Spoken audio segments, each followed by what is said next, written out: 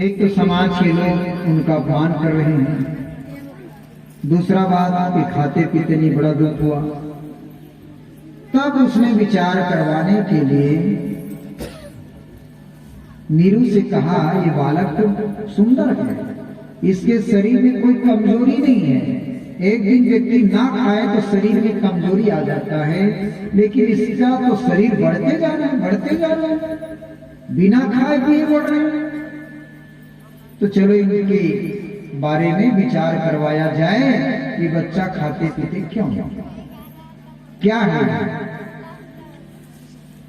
तो नीरू विचार करने लगे, काशी में बहुत बड़े संत हैं रामानंद, और रामानंद बहुत बड़े संत हैं, तो उनके पास विचार करवाया जाए ये बालक खाते पीते क्यों नहीं। नीरू निमा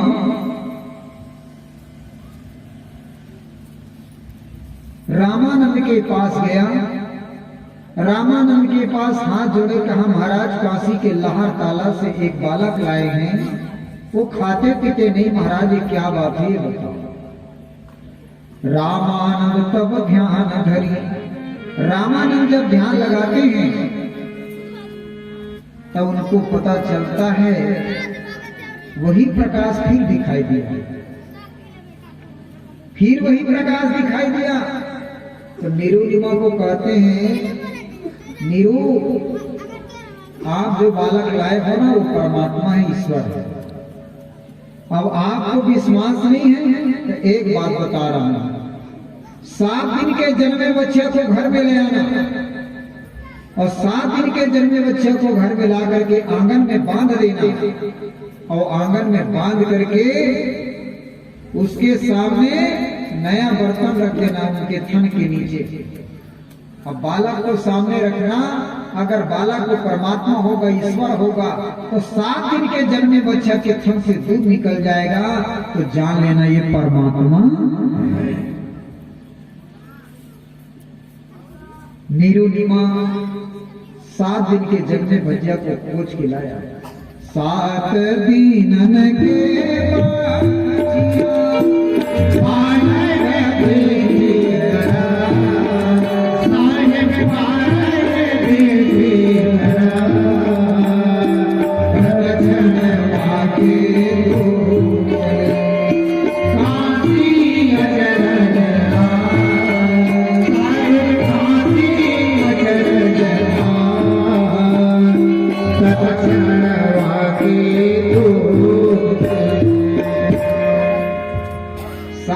के जन्मे बच्चा को घर में ला करके आंगन में बांधा।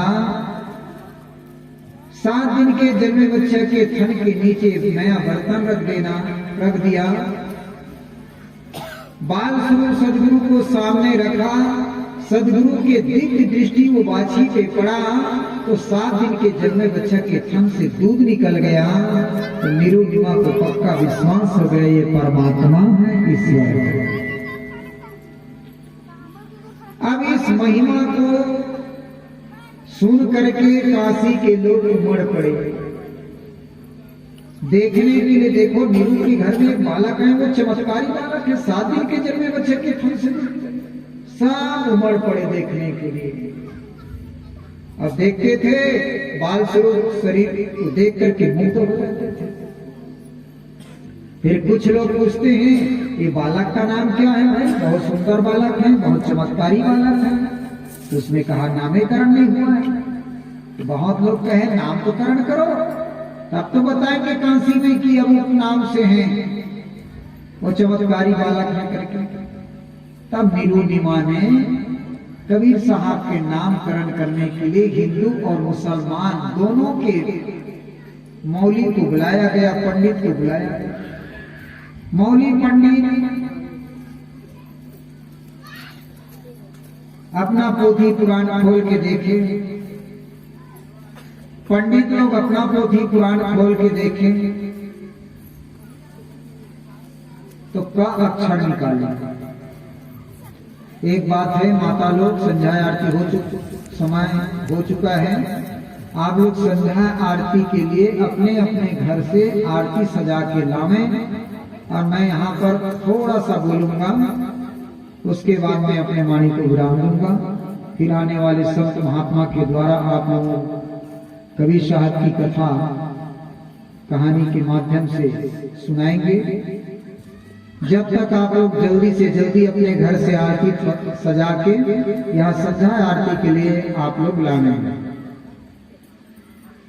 साहेबन लगी साहेब, और साथ साथ कार्यकर्ता लोग पान प्रसाद की भी व्यवस्था करेंगे।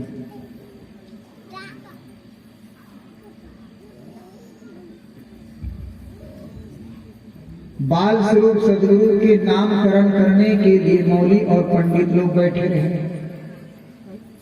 पंडित लोग देखे तो का अक्षर निकाले, मौली देखे तो का अक्षर निकाले, लेकिन पंडित और मौली कबीर साहब का नामकरण नहीं कर रहे। क्यों? मौली समझ गया का से करीमा का नाम आ रहा है, तो करीमा का नाम कैसे रखें?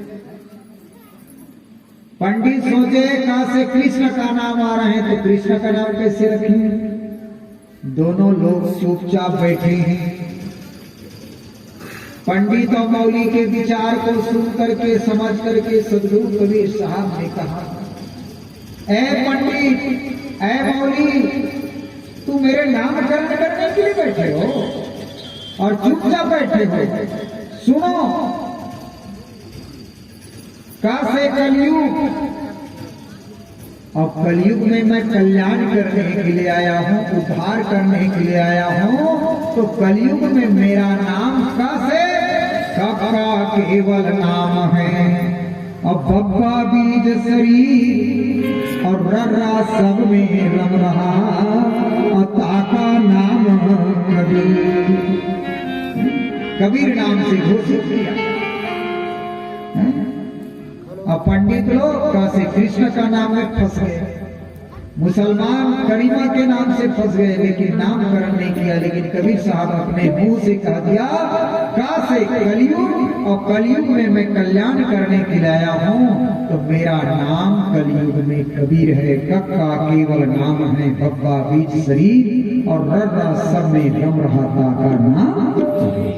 तो कबीर के नाम से जनमानस में घोषित हो गए, कबीर के नाम से सब आने लगे, कबीर के नाम से जाने लगे, और कबीर का जय जय घोषित होने लगे। देखो कबीर छोटा सा बालक है लेकिन चमत्कारी बालक है, ऐसा करके उनका प्रचार प्रसार काशी में फैल गया। अब क्या फैला कल हम बताएंगे। कल सुबह